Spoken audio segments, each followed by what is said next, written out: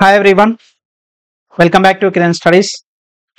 So మనం technician grade 1లో సిగ్నల్లో భాగంగా మనకి బేసిక్స్ ఆఫ్ కంప్యూటర్ అప్లికేషన్ చాలా చాలా ఇంపార్టెంట్ అండి. సో దాంట్లో మనకి వేరియస్ డేటా రిప్రజెంటేషన్లో భాగంగా నెంబర్ సిస్టమ్ అనేది very very very very important. అంటే కంప్యూటర్ ఏ లాంగ్వేజ్ అర్థం చేసుకుంటుందో సో ఎలా కన్వర్ట్ చేస్తుంది అని చెప్పేసి మనం ఈ నెంబర్ సిస్టంలో మనం డిస్కస్ చేస్తాం అనమాట. అయితే బేసిక్గా మనకి ఈ యొక్క నెంబర్ సిస్టమ్స్ అనేది 4 టైప్స్ ఉంటాయండి. సో ఎన్ని రకాలు? మొత్తం 4 టైప్స్ ఉంటుంది. ఫస్ట్ది బైనరీ నెంబర్ సిస్టమ్. ఫస్ట్ది ఏంటండి? Binary number system. First one వచ్చేసి binary number system. Second one వచ్చేసి డెసిమల్ నెంబర్ సిస్టమ్. ఓకేనా? సో చెప్తాను, ఇండివిజువల్ కూడా మనం డిస్కస్ చేద్దాం. సో సెకండ్ వన్ వచ్చేసి decimal number system. Third one వచ్చేసరికల్లా octal number system. Fourth one వచ్చేసరికల్లా మనకి ఎగ్జాడెసిమల్ నెంబర్ సిస్టమ్. సో మీరు నోట్ అని రాసుకుంటారా, లేదా ఇంపార్టెంట్ 3 స్టార్ ఇస్తారా, 4 స్టార్ ఇస్తారా, 5 స్టార్ ఇస్తారా, ఏదని ఇవ్వండి. మీరు రాయబోయే ఎగ్జామ్లో ఖచ్చితంగా 2 నుంచి 3 క్వశ్చన్లు ఖచ్చితంగా ఈ నెంబర్ సిస్టమ్ కన్వర్షన్ నుంచి ఖచ్చితంగా వస్తుందండి. సో అంత ఇంపార్టెంట్ అనమాట ఇది. ఓకేనా? మరి ఇండివిజువల్గా డిస్కస్ చేద్దాం. What is the binary number system?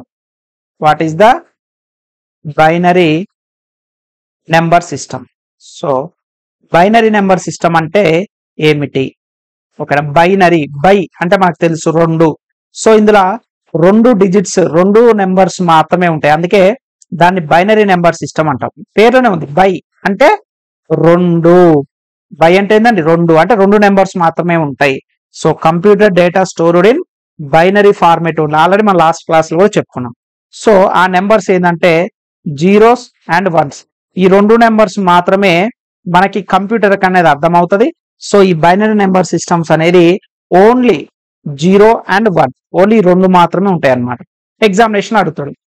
So binary number system లా వాటి యొక్క బేస్ ఎంత అంటే బేస్ ఈజ్ ఈక్వల్ టు 2. కానీ వాటి యొక్క రేంజ్ మాత్రం సో 0,1. అంటే for example base is equal to n అయితే వాటి యొక్క రేంజ్ అనేది n-1 అనమాట. సో చాలా చాలా ఇంపార్టెంట్. బేసిక్ రేంజ్ కి కూడా చాలా మంది కన్ఫ్యూజ్ అయిపోతారు. సో 2 అనగానే ఏం చేస్తారంటే 0, 1, 2 ఇలా రాస్తారు. So this is not a correct. So n అంటే బేస్ ను మాత్రమే ఇండికేట్ చేస్తుంది. సో దీన్నే రెడిక్స్ అని కూడా అంటాం. ఓకేనా? రెడిక్స్ అని కూడా అంటాం, లేదా దాని యొక్క రేంజ్ అన్నమాట. So only binary number system అంటే 0,1 మాత్రమే ఉంటది. దీని యొక్క బేస్ 2. అదొక్క గుర్తుపెట్టుకొని more than enough. Right. Second వచ్చేసరికల్లా మనకి decimal number system. The second one is decimal number system. So deci అంటే పేర్లోనే ఉంది, 10 అని అర్థం అనమాట. సో దీని యొక్క బేస్ ఎంత? 10. డెసి. సో డెసిమల్ అంటే 10 అని అర్థం. సో దీని యొక్క ఫస్ట్ బేస్ ఏంటిది నాన్న? 10. Base is equal 10. మరి వాల్యూస్ అనేది ఎక్కడి నుంచి స్టార్ట్ అవుతుంది? వీటి యొక్క నెంబర్స్ అనేది 0 నుంచి స్టార్ట్ అయ్యాయి. అంటే 0, 1, 2, 3, 4, 5, 6, 7, 8, 9. అందరూ 10 రాస్తారు. 10 రాయదు. దాని యొక్క బేస్ మాత్రమే 10, కానీ స్టార్ట్ అయ్యేది 0 నుంచి అవుతుంది. అందుకే దాని యొక్క రేంజ్ అనేది మనకి ఎప్పుడైనా సరే 0 నుంచి స్టార్ట్ అవ్వాలి. కాబట్టి 0 to 9 మాత్రమే డెసిమల్ నెంబర్ సిస్టమ్ ఉంటుంది. కానీ దాని బేస్ వచ్చేసరికి 10. ఇక్కడ ఎటువంటి ఆల్ఫాబెట్స్ అనేది ఉండదు. There is no alphabets. ఎటువంటి ఆల్ఫాబెట్స్ కూడా డెసిమల్ నెంబర్ సిస్టమ్ లో ఉండదు. మీరు గుర్తుపెట్టుకోవాలి. డెసి అంటే 10 అనగానే అందరూ ఏం చేస్తారంటే ఏమని చేస్తారు? 1, 2, 3 అండ్ సో ఆన్ 10 రాస్తారు. This is not a correct. ఇది కరెక్ట్ కాదు. మరి కరెక్ట్ ఏంటి సార్ అంటే 0 నుంచి స్టార్ట్ కావాలి. 0 నుంచి 9 వరకు కౌంట్ చేయండి. 10 ఉన్నాయో లేదో? 1, 2, 3, 4, 5, 6, 7, 8, 9, 10 ఉన్నాయా లేవా? రైట్. ఇక్కడ కూడా చూడండి, బైనరీ అంటే 2 అని చెప్పాను. 0,1 వచ్చిన 2 వచ్చినాయా? దానికే బేస్ 2 అనమాట. అలా రేంజ్ రాడిక్స్ అన్నప్పుడు n-1 తీసుకోవాలి. నెక్స్ట్ థర్డ్ వన్ వచ్చేసరికి octal number system. Third one ఏంటిది? Octal number system. ఓకేనా? ఆక్టాల్ అంటే 8 అన్నమాట. సో దాని యొక్క బేస్ ఏంటిది నాన్న? 8. సో ఫస్ట్ పాయింట్ మీరు గుర్తుపెట్టుకోవాల్సింది ఏంటి? దాని యొక్క బేస్. సో బేస్ వచ్చేసి 8 అన్నమాట. మరి 8 అనగానే 1 నుంచి స్టార్ట్ కావద్దు. ఎక్కడి నుంచి స్టార్ట్ కావాలి? 0 నుంచి స్టార్ట్ కావాలి. 0, 1, 2, 3, 4, 5, 6, 7 వరకు మాత్రమే ఉంటుంది. అంటే దీని యొక్క రేంజ్ అనేది మనకి 0 to 7 మాత్రమే ఉంటుంది. రెడెక్స్ అనేది బేస్ అనేది n అయితే రేంజ్ అనేది n-1. ఎందుకు? n is equal to 8, n-1 is equal to అయితే 7. అందుకే 7 తోటి ఎండ్ అయిపోద్ది అనమాట. So this is the most important. చాలా మంది కూడా ఆప్టాల్ అనగానే 8 వేస్తారు. సో వాళ్ళు 1 నుంచి 8 వేస్తారు. This is not a correct format. మనం అలా చెయ్యొద్దు. Very very very important. ఓకేనా? దీంట్లో మనకి ఓన్లీ 7 వరకు మాత్రమే వస్తుంది. ఇక 4th వన్ వచ్చేసరికలా హెక్సాడెసిమల్ అనమాట. సో 4th వన్ వచ్చేసరికలా hexadecimal number system. Hexadecimal number system. Hexadecimal number system. Hexa అంటే 16 నాన్న, గుర్తుపెట్టుకోవాలి. హెక్సాడెసిమల్ సిస్టమ్ అంటే బేస్ అనేది 16 అనమాట. ఓకేనా? సో ఇక్కడ బేస్ వాల్యూ వచ్చేసరికల్లా 16, 16 అనమాట. కానీ మనకి వాల్యూస్ అనేది ఇక్కడ చేంజ్ అయిపోతుంది. ఎందుకంటే 0 నుంచి 9 వరకు ఉంటుంది, మళ్ళీ A to F ఉంటుంది అనమాట. అది ఏందో చూద్దాం. సో 0, 1, 2, 3, 4, 5, 6, 7, 8, 9. ఓకేనా? నెక్స్ట్ ఏం చేస్తాం మనం? 16 కాబట్టి 15 వరకు రాసుకోవాలి కదా. 10, 11, 12, 13, 14, 15. మొత్తం కౌంట్ చేయండి. 16 ఉన్నాయి లేదా? 1, 2, 3, 4, 5, 6, 7, 8, 9, 10, 11, 12, 13, 14, 15, 16. ఎస్, 16 వచ్చినాయి. కానీ ఇక్కడ 10 ఇండికేట్ చేయొద్దు, 11 ఇండికేట్ చేయొద్దు, 12 ఇండికేట్ చేయొద్దు, 13 ఇండికేట్ చేయొద్దు, 14 ఇండికేట్ చేయొద్దు, 15 ఇండికేట్ చేయొద్దు. మరి వీటి ప్లేస్ లో ఏం రాయాలి సార్ అంటే ఏ రాయాలి, దీని ప్లేస్ లో బి రాయాలి, దీని ప్లేస్ లో సి రాయాలి, దీని ప్లేస్ లో డి రాయాలి, దీని ప్లేస్ లో ఈ రాయాలి, దీని ప్లేస్ లో ఎఫ్ రాయాలి. ఓకేనా? చాలా మంది హెక్సాడెసిమల్ అంటే 16 అని ఐడియా ఉంటది. వాళ్ళు ఏం చేస్తారు? 0 నుంచి 15 వరకు రాస్తారు. కానీ we use 0 to 9 and A to F in the number coding ఇచ్చేటప్పుడు అనమాట దీని యొక్క బేస్. సో ఇప్పుడు ఫైనల్ గా దీని రేంజ్ ఏంటిన్నానా? 0 to 9 and A to F. మళ్ళీ ఏ అంటే ఏందనేది మళ్ళీ మాకు కన్ఫ్యూజన్ అవ్వద్దు. మనం 9 వరకే రిప్రజెంట్ చేసేసి 10ని ఇండైరెక్ట్ గా మనం ఏ అని ఇండికేట్ చేస్తాం. మీరు ప్రాబ్లమ్ సాల్వ్ చేసేటప్పుడైనా కన్వర్షన్ చేసేటప్పుడైనా సరే మీరు ఖచ్చితంగా హెక్సాడెసిమల్ అంటే 9 తర్వాత ఎక్స్ట్రా ఎంత వచ్చినా అప్ టు 50 ఓన్లీ హెక్సాడెసిమల్ వరకే మనం డిస్కస్ చేస్తాం. మోర్ దాన్ 16, 70 వి డిడెంట్ మనం దాన్ని డిస్కస్ చేయము. ఓకేనా? So this is the most important అనమాట హెక్సాడెసిమల్. చాలా మంది కన్ఫ్యూజ్ అయిపోతారు. సో మనకి ఇది నెంబర్ సిస్టమ్ లో టైప్స్ అనమాట. ఏమేంటి? ఒక్కొక్కటి ఏంటన్నా first binary number system. Only దీని యొక్క బేస్ ఎంత? n is equal to base అనమాట. నెక్స్ట్ డెసిమల్ నెంబర్ సిస్టమ్, దీని యొక్క base is equal to 10. Octal, so octal అంటే n ఈజ్ ఈక్వల్ టు 8. ఓకేనా? Next hexadecimal system. So hexadecimal అనేది so hexadecimal number system. మరి హెక్సాడెసిమల్ నెంబర్ సిస్టమ్ అంటే దీని యొక్క బేస్ ఎంత? n is equal 16. కానీ మనకి ఈ ఓన్లీ 2 డిజిట్స్ మాత్రమే ఉంటాయి. 0, 1 మాత్రమే ఉంటుంది. ఇక్కడ 10 అంటే 1 నుంచి 9 కాదు నాన్న, 0, 1, 2 అప్ టు 9 వరకు మాత్రమే ఉంటుంది డెసిమల్ అంటే. నెక్స్ట్ ఆక్టాల్ అంటే 0, 1, 2 అప్ టు 7 మాత్రమే ఉంటుంది. ఇక్కడ వచ్చేసరికల్లా 0, 1, 2 up to 9 and A to F వరకు మాత్రమే ఉంటుంది. ఓకేనా? So this is the most important. First ఈ యొక్క కాన్సెప్ట్ అనేది అర్థం కావాలి. బైనరీ నెంబర్ సిస్టమ్ అంటే ఏంటిది, డెసిమల్ నెంబర్ సిస్టమ్ అంటే ఏంటిది, ఆక్టాల్ నెంబర్ సిస్టమ్ అంటే ఏంటిది, హెక్సాడెసిమల్ నెంబర్ సిస్టమ్ అంటే అనేది ఈ కాన్సెప్ట్ బేస్ ఎలా ఉంటుంది అనేది అర్థమైతే ఇప్పుడు మనం కన్వర్షన్ దగ్గరికి వెళ్దాం. ఓకేనా? ఏంటి దాని ఇప్పుడు కన్వర్షన్స్. ఓకేనా? మోస్ట్ ఇంపార్టెంట్ ఈ కన్వర్షన్స్. మిమ్మల్ని మేజర్గా డెసిమల్ టు బైనరీ అనే కాకుండా అన్ని నేర్చుకోవాలి. కన్వర్షన్స్ ఏమేమి ఉంటాయంటే చూడనా, ఫర్ ఎగ్జాంపుల్ డెసిమల్ నుంచి డెసిమల్ టు బైనరీ ఉంటుంది.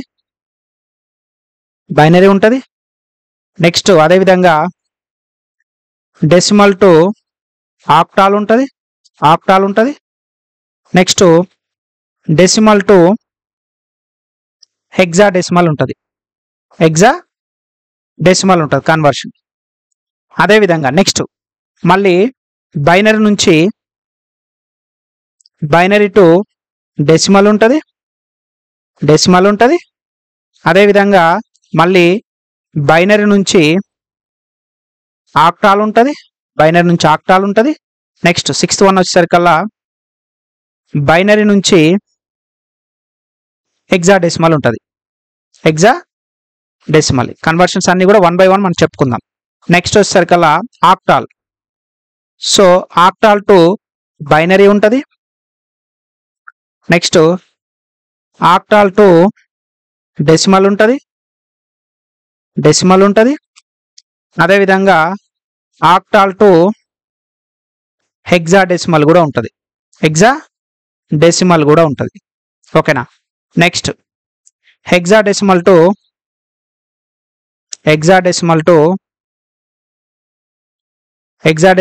బైనరీ ఉంటుంది, బైనరీ ఉంటుంది. నెక్స్ట్ హెక్సాడెసిమల్ టు డెసిమల్ ఉంటుంది. Next hexadecimal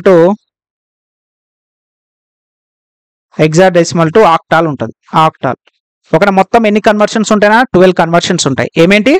so decimal to binary convert చేయమని అడగొచ్చు, లేదా decimal to octal. So decimal to hexadecimal. ఓకేనా. Next binary to decimal, binary to octal. ఓకేనా. Binary to hexadecimal, octal to binary, octal to decimal, octal to hexadecimal, hexadecimal to binary, hexadecimal to decimal, hexadecimal to octal. అయితే మనకి exam point of law మెజారిటీగా అంటే questions అడగడానికి ఎక్కువ 99% scope ఉన్నది మనకి ఎక్కడి వరకు అంటే ఈ ఫస్ట్ 6 వరకు అడగడానికి ఛాన్సెస్ ఎక్కువ ఉన్నాయి నాన్న. ఓకేనా. ఫస్ట్ 6 ఏమేంటి?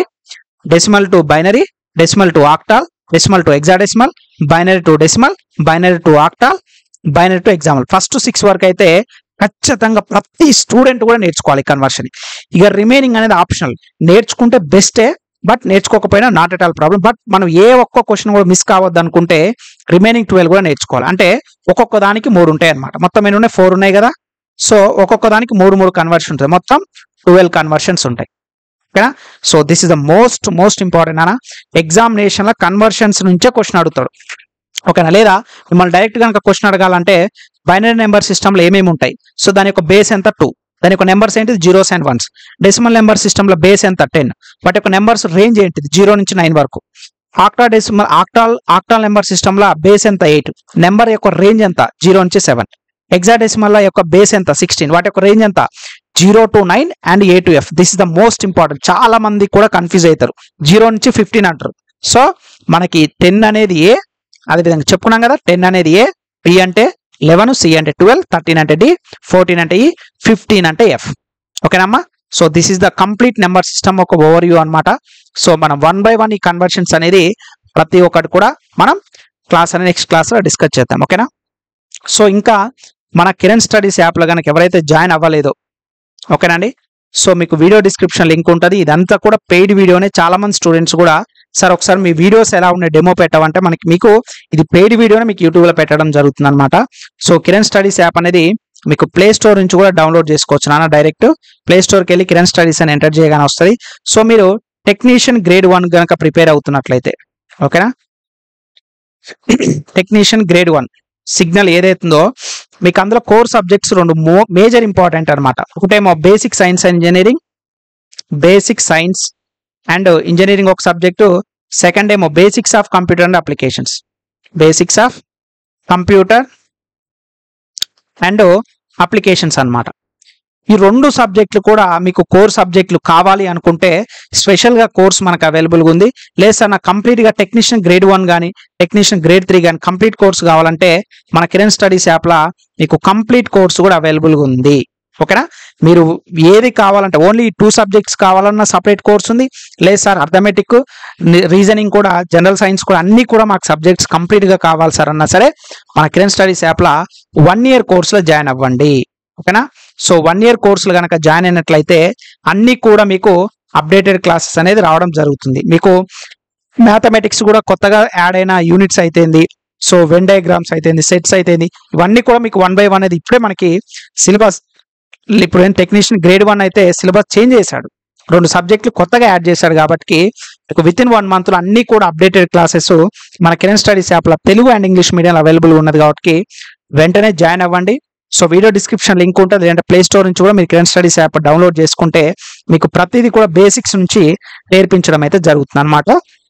మీకు మన క్లాసెస్ అన్నీ కూడా తెలుగు అండ్ ఇంగ్లీష్ మీడియం, ఓకేనండి. తెలుగు మీడియం ఉంటుంది as well as English medium కూడా ఉంటుంది, ఓకేనా. ఓన్లీ తెలుగు మీడియం ఏ ఉండదు, అలా అని చెప్పి ఇంగ్లీష్ మీడియం ఉంటుంది, బైలింగ్వల్ ఉంటుంది అనమాట మన క్లాసెస్ ఏదైనా సరే, ఓకేనా.